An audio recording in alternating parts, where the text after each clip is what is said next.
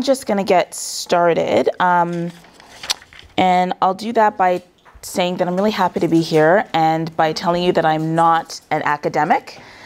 So I'm a reader of Afrofuturism, and I'm also a practicing lawyer. And I find that those two pastimes, although those two pastimes work really well together. So I wanted to start today by just telling you a little bit about what that means for me, being a practicing lawyer and also being a practicing Afrofuturist and a collector of these books. And then I want to talk to you a little bit about how my practice of collecting Afrofuturist literature and art and talking about it with people around the world has actually informed the way that I practice law, and how practicing law has informed the way that I take up the literature. So that's what I'm gonna do in 15 minutes. Go. Okay, let's do it. We got this. We don't got this. Is this the clicker I'm supposed to use? Yeah. It's Bob's about to. Let's see. How do I? That's a good question. Adaptability. No. There's a little on-off switch on the left-hand side. Just make sure it's flipped on. Okay. At the Speculative Fiction conference, of course, we're having it off. Yes. Okay. So I'm a labor and employment lawyer. I graduated from Osgood in 2014. I'm in the third year of my practice right now, and because I'm a junior associate at my firm, most of my practice is quite broad. But prior to becoming a lawyer, I worked in human rights. And so my work there involved, I worked for an Ontario college, and my work there involved assisting with human rights investigations, drafting policy, and talking to people about things like accommodation, about equity versus equality, about our laws and how they should apply in the province of Ontario. And in my view, talking about human rights and talking about law is engaging in speculative fiction in a particular way, because in a way our laws can be seen as dreams, right? So if you look at, for example, the Ontario Human Rights Code, the first thing that we see when we read it is that everybody in Ontario has the right to equality in the provision of services. Well, that's a fiction, because we don't have that equality, right? But yet it's written down, and we believe and we behave as though we do. So there's something very aspirational about all of our laws, even the bad ones. And deploying our imagination is a really important part of bringing those laws to life, whether it's by teaching clients how to follow those laws, dealing with situations when those laws aren't followed, drafting policies that are meant to comply with those laws, and also railing against them when necessary. So I actually find that because I spend so much time reading the things that I do, I'm able to approach the law with, I think, a healthy dose of cynicism and humor, but also wonder, because I believe in the malleability of the laws that frame our province. And as somebody who is engaging with them, by passing on that sense of wonder and imagination, it can sometimes free clients to do things that might be a little bit unusual or off the beaten track. And I credit some of that to the fact that I work from a critical race theory perspective, which at the starting point recognizes that these laws were never written with us in mind, certainly not a Black queer woman in mind. And so we ought to be a little bit suspicious about those origins, even while we have to comply in certain circumstances.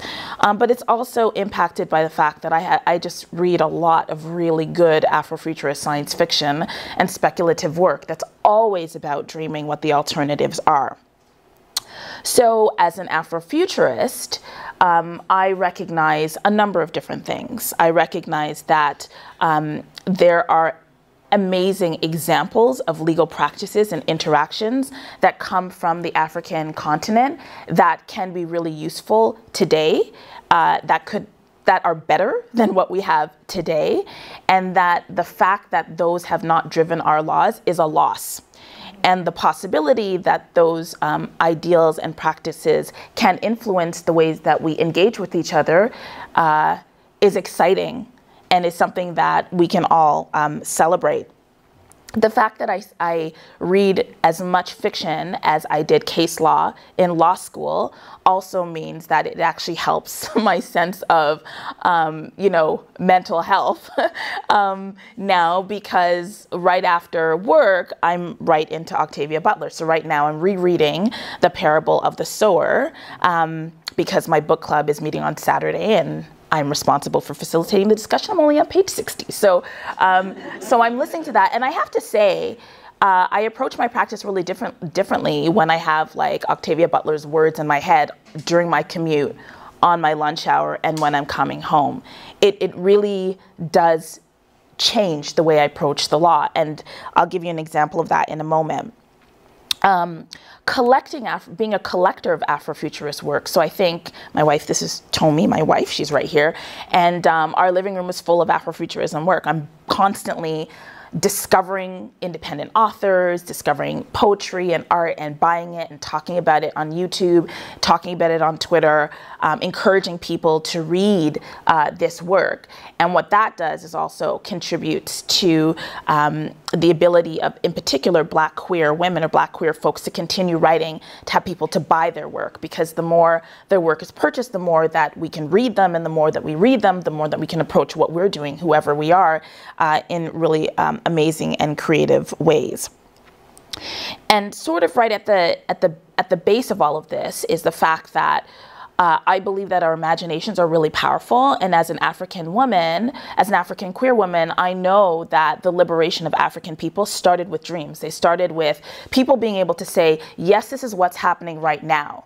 Yes, we're experiencing enslavement right now. Yes, I am being brutalized right now. However, that's not the only reality that exists, and that's not the only reality that I have to agree with.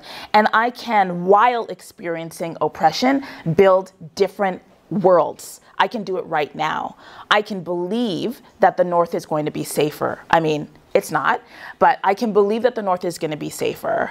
I can believe that my children will have, and my grandchildren and great-grandchildren will have a different experience. And so I'm going to create that. I'm going to act as if that is the case. And that's why we have songs and images and poetry and turns of phrases that are about the aspirations of African people, and they find themselves in our literature, in our music, in our art. So one particular one that I talked about, that I learned about, I was just at WisCon, which is a feminist science fiction conference last week, and I was in Amsterdam for the Other Futures conference. So being a lawyer helps me fund this travel as well. So that's a really good way that this work comes together.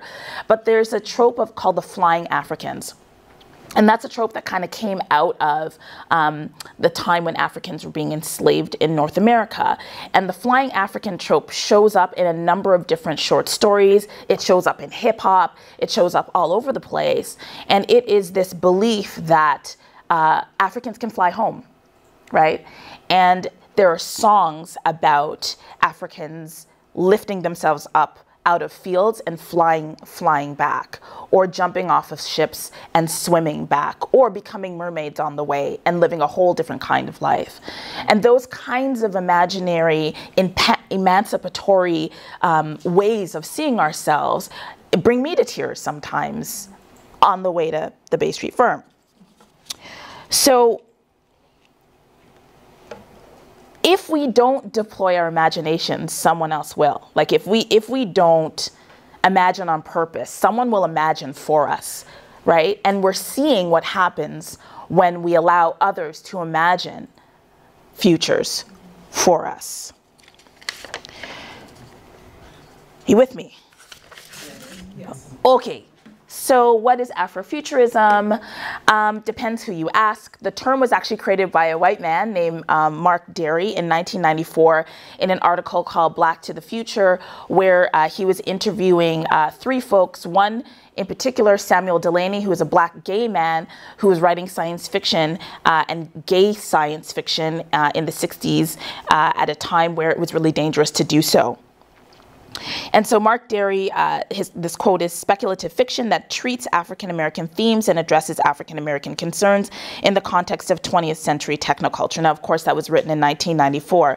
But I've highlighted the idea of treating African-American themes and addressing African-American concerns to do two things. One, to put out there that Afrofuturism is decidedly an African-American perspective, and that there are African folks of the diaspora and of the continent of Africa who've been writing science fiction way before this term became sexy. And it actually is a controversial term, but it did very much come out of this sense of Black people in the United States needing to raise themselves and put themselves in a literature that was erasing them. So at the time that Samuel Delany started writing and others started writing, the question was, okay, let's just pause for a second. You mean to tell me that this is the future? There are spaceships, we're going all over the place, and there are no Black people. There are no black people on the ships. There are no Black people in the crowds waving the ships away. There are no Black people on the, as the newscasters reporting on what's happening when we go to Mars. If there are tons of Black people now and no Black people in the year 2080, what'd you all do with us? Like, what did you, legitimately, like, where did we go? Right? And so some Afrofuturists answered that question, which is why we have movies like Brother from Another Planet, or movies or books like The Comment by W.E. Du Bois, who's not really known for his science fiction, but did write a science fiction short story that in which Black folks went to Mars, right? Or tried to go to Mars to figure out if that would be a safer place. Actually, W.B. Du Bois' story of The Comet was about this strange thing that happened in America where everybody sort of disappeared and died, and all that were left was a Black man and a white woman in the Jim Crow era, and they had to figure out how to contend with each other, and they built this little utopia until this white woman's family found her because they were wealthy, and then all of a sudden they just sort of reverted back to their Jim Crow kinds of relationships. It's a short story, it's easy to find, and it's quite interesting. Afrofuturism is also seen as a program for recovering the histories of counterfutures. And so if you're familiar with the principle of Sankofa, many Afrofuturist writers, yes, talk about things that don't exist right now, but draw themes from various African cultures and diasporic cultures that have been dreaming the future and dreaming the stars and dreaming other possibilities for millennia. Yatasha Womack, who wrote one of the first texts on Afrofuturism, says that it's an intersection of imagination, technology, the future, and liberation. And I appreciate what Tamara said about Octavia Butler and about Octavia's Brood. And when I read those texts, and when our book club read the text, what was really important for us as Black queer women and people of color was that Adrienne Marie Brown is a Black queer woman, mixed race queer woman. Walida Arisha is a Black woman, Octavia Butler is a Black woman. And it was really important in putting that anthology together to support young people of color who were creating art, right? Who were reshaping the world and getting published and getting paid for it. And Adrienne Marie Brown has continued that work in a number of different ways. She's actually written a book called Emergent Strategies that picks up on some of the themes that she wrote in that short story. And she also has started a podcast with her sister called How to Survive the End of the World, where she actually talks about not the literal end of the world, but also the end of the world that's happening, like our political leaders, like our economies, like bodily autonomy, like a number of different things that we actually see in dystopias that are happening in non-linear ways right now.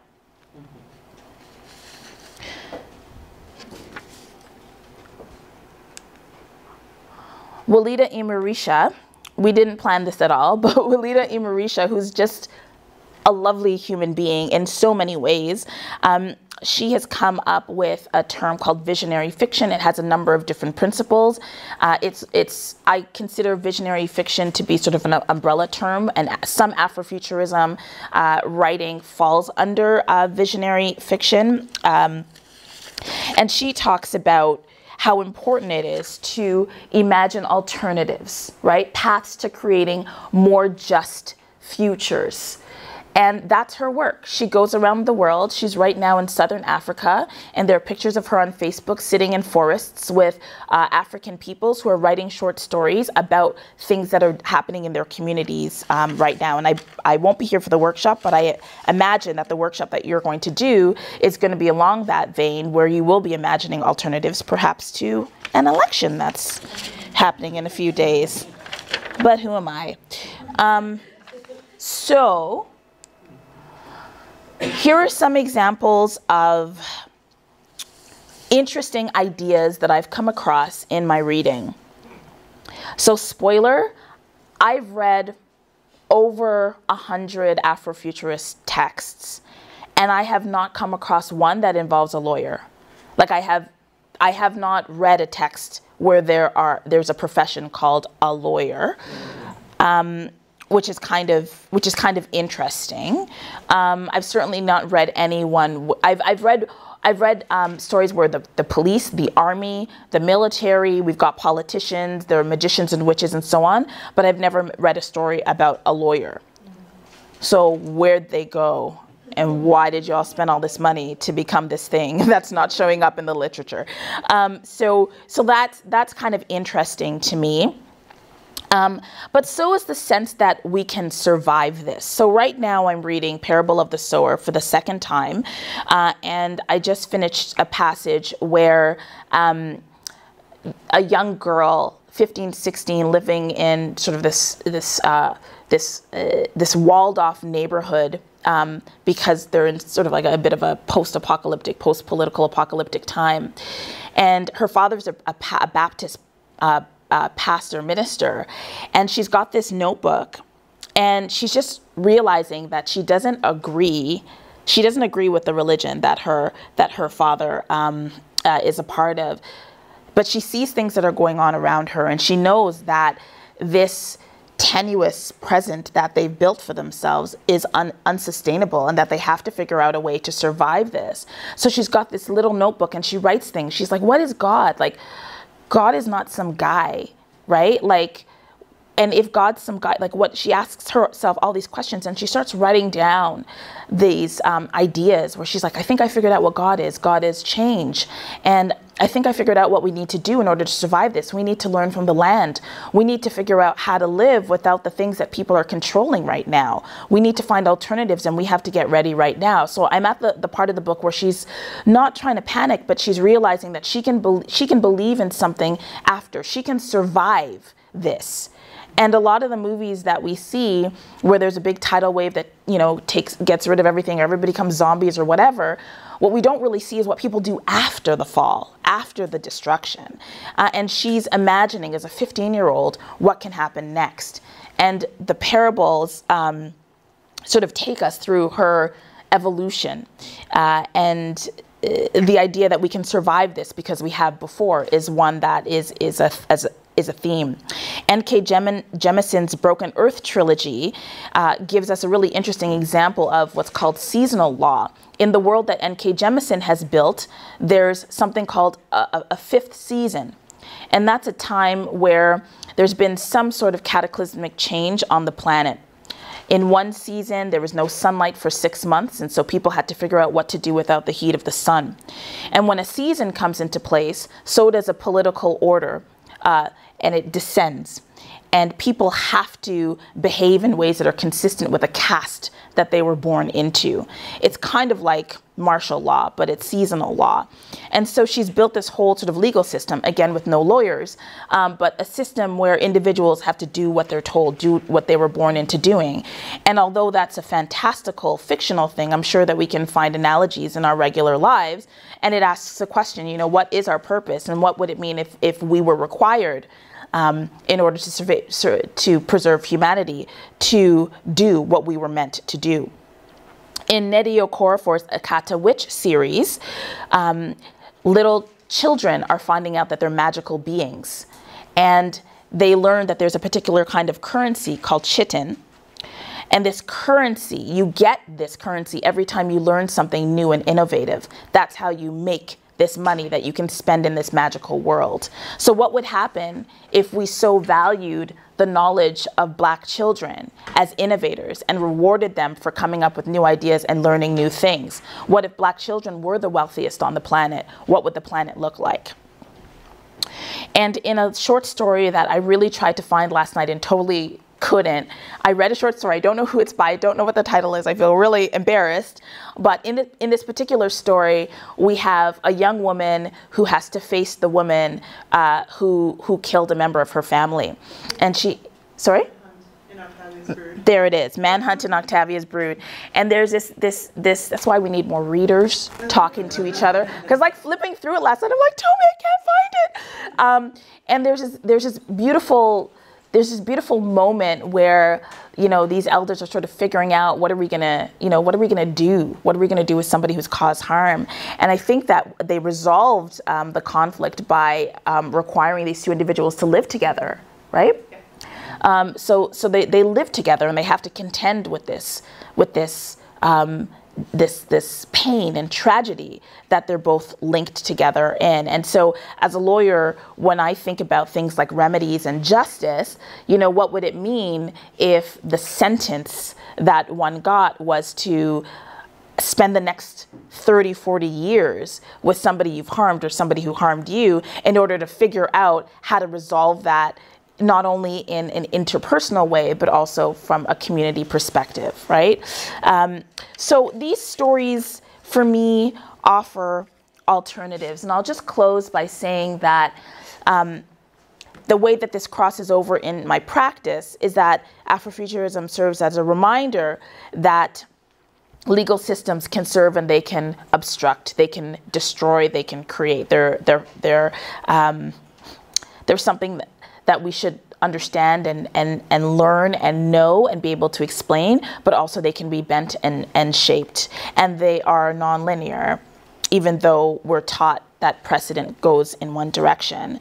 Afrofuturism encourages me to take a broad view of matters related to African-descended individuals, especially when the matters that I'm dealing with relate to Black folks. Afrofuturism helps me to assist clients in the articulation of their vision of equity. So whether it's talking about policies, whether it's dealing with conflict, I can deploy my imagination in a way that's helpful. And it reminds me of the importance of the imagination as a tool of legal analysis and of advocacy. I think that imagination has always been associated with the feminine, and things that are associated with the feminine sort of get undermined in terms of their usefulness and power. But I think imagination is one of the most powerful things. When an entire planet is imagining one thing, we will orient everything towards that one thing. We'll orient our institutions, our laws, our arts, our religions toward that one thing. So what if we collectively chose to orient ourselves in a different way that centered the interests of African peoples, people of color, and marginalized? So I'll leave you with a bit of a thought experiment. Since I spoiled this and said that most of the, if not all of what I've read so far, all of the stories do not envision lawyers, I'll ask you two questions. Where did all the lawyers go and why? And in particular, why in Afrofuturism would we not have an abundance of lawyers or individuals who get paid to explain the law? So why might that be? And if our futures do not have lawyers, then what would we have in order to ensure who would be responsible, if assuming that lawyers are, who would be responsible for supporting people to remedy their conflict and to keep the peace and keep the order? So that is all I have for you right now. I hope that for those of you who are new to Afrofuturism, that this, was eye-opening or provocative, and I'm happy to participate in the discussions. And thank you very much, the two of you, for creating this conference. It's amazing.